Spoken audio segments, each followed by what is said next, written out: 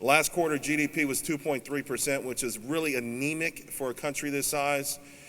We've got a big, important jobs report number out tomorrow, but we had one from ADP earlier this week that was extraordinarily disappointing. Wages are down, not up. So the economic backdrop that we're all dealing with is really tough, and then we have our own individual obstacles as well.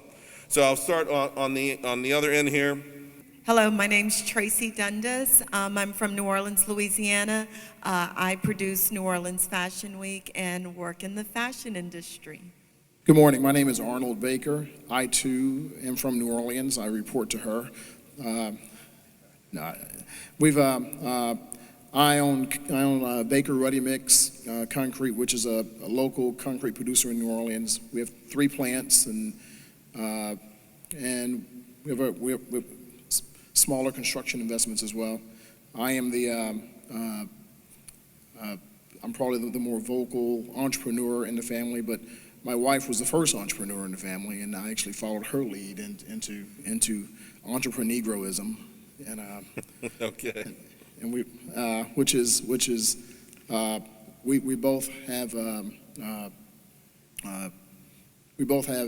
we're both in industries where there are very few minorities. Hello, my name is Kara Boyd. I am a farmer and rancher. I'm also the event and program coordinator for the National Black Farmers Association. My name is John Boyd, founder and president of the National Black Farmers Association, and a 4th-generation farmer from Virginia. We farm in Mecklenburg County, Brunswick County, and Lunenburg County. We raise corn, wheat, soybeans, and 100 head of beef cattle. And even until the mid-'70s, they didn't have running water. You know, they had the outhouse and you washed up in the wash bin. But I was always impressed because they had cattle, chicken, okra. They fed a giant family. And when my grandmother passed a few years ago, we had to hire someone to cut a path into their land because none of my relatives down there wanted to work the farm. John, what's that all about? First of all, the most important tool that anybody can possess is land ownership. And as African Americans, we've moved away from the importance of land ownership, the ability to grow our food. We're the only race of people in the world that don't produce enough food to feed our people per capita. So if the grocery store is closed in the African American communities today, we'll be in deep, deep, deep trouble. But I came from a rich family of farmers. My great-great-grandfather was a slave breeder. I don't know, many of y'all know what that is. And my grandfather, slave breeder. He went from farm to farm. Yeah, my great-grandfather did it too. Was a slave breeder, see? And yes, big and, and that's what they did. They would take the slave breeder to different farms and leave him at that farm, and it's very degrading. It's almost like you would do with a herd of cattle or something like that. And, but that's part of our history that many people don't know about. And my grandfather, Thomas Boyd, was a farmer, and he was a very elderly man when I was a child, but he taught me so many important things about land ownership. If you put the same effort in, you can produce the same crop as the next person. He taught me that a poor business was better than a good job because you can't, that's right, you can't fire me. These are the things that my grandfather taught me with a 3rd-grade education. He taught me if you went out and did hard work every day, you wouldn't go to jail, you wouldn't be in trouble, and you would do the right thing. Amen. These are the things that a person with a 3rd-grade education taught me. Yeah. So farming and the ability to feed our people is a very, very important tool, and we have to find a way to get young people, young African Americans, back into farming and agribusiness and not teach our family that hard work is bad. That's why their farmers growed up down there, because we didn't teach it and pass it on to the next generation like large-scale white farmers have been successful at doing. Let me go to the other end, Tracy, because young people do like fashion. It is a little bit more glamorous than farming. How did you get into that business, and what was your impetus to become a business owner? What made you say, you know what, I can do this, or I want to do this? I think it stems back to my family history as well, with my grandfather as well, who was an entrepreneur. He was in the He had a juke joint back in the day. He had a so- what? A A juke juke joint? joint? I hear you. Okay. He did. My grandfather and my father just wouldn't allow myself and my brothers, I have 3 older brothers, to say I can't. That's not in our vocabulary. So with that, it was just setting goals and actually another point with my family or my parents is that we never thought in terms of color. So, just because someone of another ethnicity is successful at something doesn't mean that we couldn't be successful at it as well. When I think concrete, I'm thinking The Sopranos. Now, you're a big dude, all right?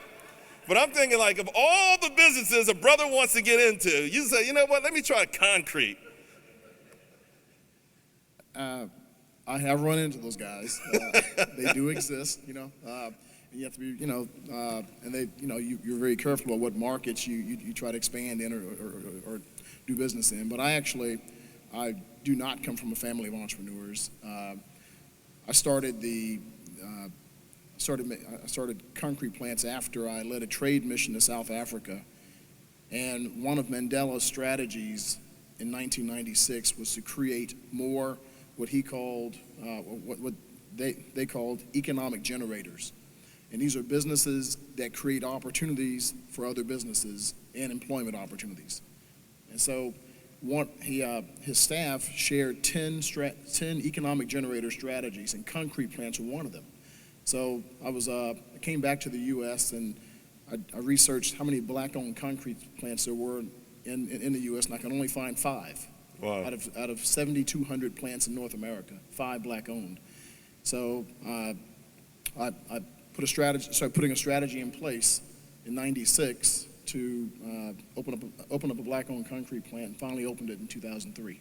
You guys are involved with the National Black Farmers. I was surprised to hear there's 109,000 of them, but also strategies specifically on how to get more people involved, right, Carol?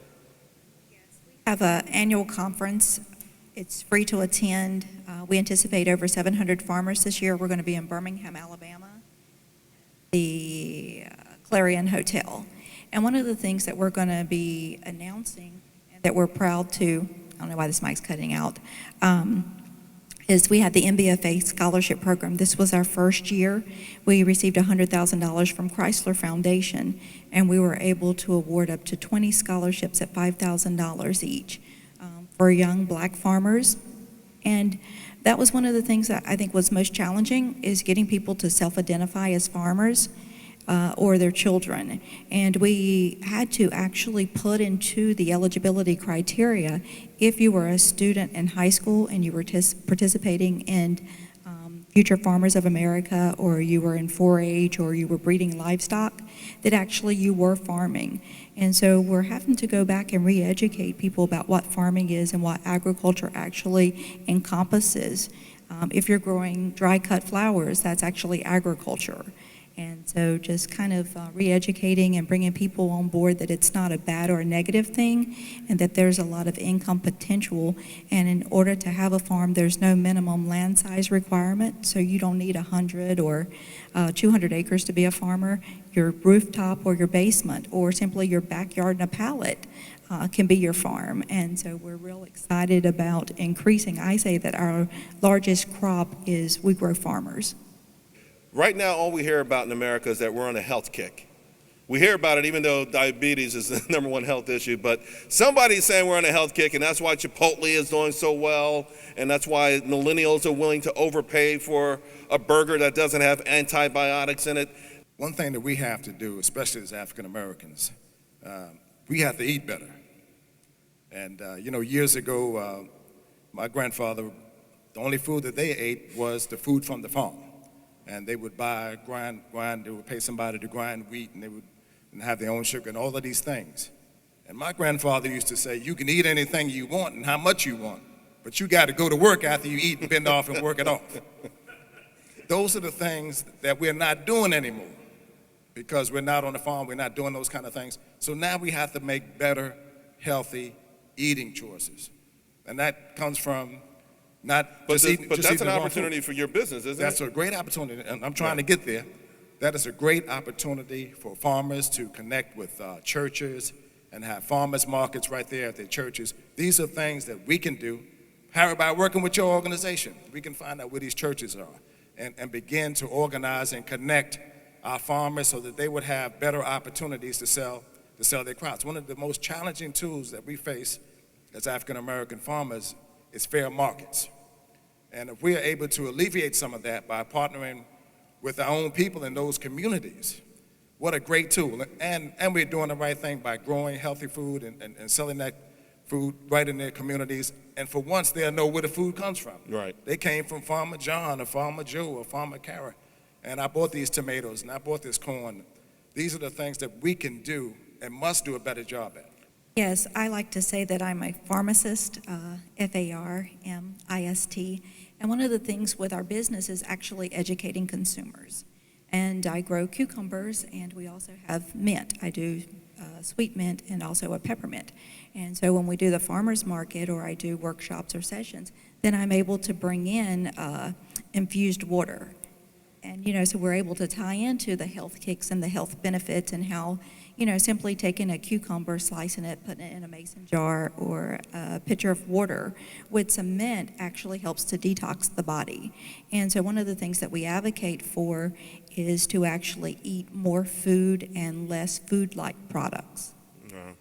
All right, Tracy, talk to us a little bit about the fashion industry. It seems like it's so glamorous. You hear all the big names. Everyone's got a fashion line. It's hard to keep up with it. It's global. How are you competing? Yeah, there are a lot of labels out there. A lot of people tend to think that fashion is 100% glamorous, and I guess when you're walking the red carpet and looking glamorous, it is, but behind the scene, there's just so much that goes into it. If you're producing an event, as I do with New Orleans Fashion Week, it's really working the grind and bringing the event together. The other side that a lot of young designers, you mentioned your son is interested in fashion. He wants to be the owner, though. Well, he read Balenciaga's autobiography. Start from the bottom and work up. Yeah, he doesn't want to do none of the design. It's just him and Kanye going to have a fashion company. And it could happen, definitely can Yeah, I happen. didn't tell him no, it couldn't, Absolutely. But I think like with whatever you're doing, it's always wise to start from the bottom or learn as much as you can from all aspects of that industry. And with fashion, it's even more important. Okay. Actually, she's all, I've heard her say in the past, it's 90% ugly and 10% 20. So for every 10% of pretty that's out there, you're going to have 90% work and ugly behind it. Well, the concrete industry is 100% ugly from the outside. What's your growth strategy? How are you going to be able to break this business out, and what are some of the challenges that you have that probably a lot of other people in the audience in different industries may have as well? Well, in the concrete industry, my competitor is, my biggest competitor in New Orleans is Lafarge, which is the world's largest concrete producer. And so we're actually going toe-to-toe with those guys. So we have to look at, how do we deliver a unique service that's in addition to the product? Because anyone can deliver the product. So and the second part is relations. Business is relations, and so we have to have better relations, stronger relations than. But you put that on yourself. You're not saying, hey, you know what? It's just, you're not woe is me. You're like saying there's things that you can actually do to actually make this easier too, or to start to penetrate better. All throughout history, one man has made the difference. One person has made the difference. Whether you're talking about Jesus in a positive way or Hitler in a negative way, so one person. Same thing in business.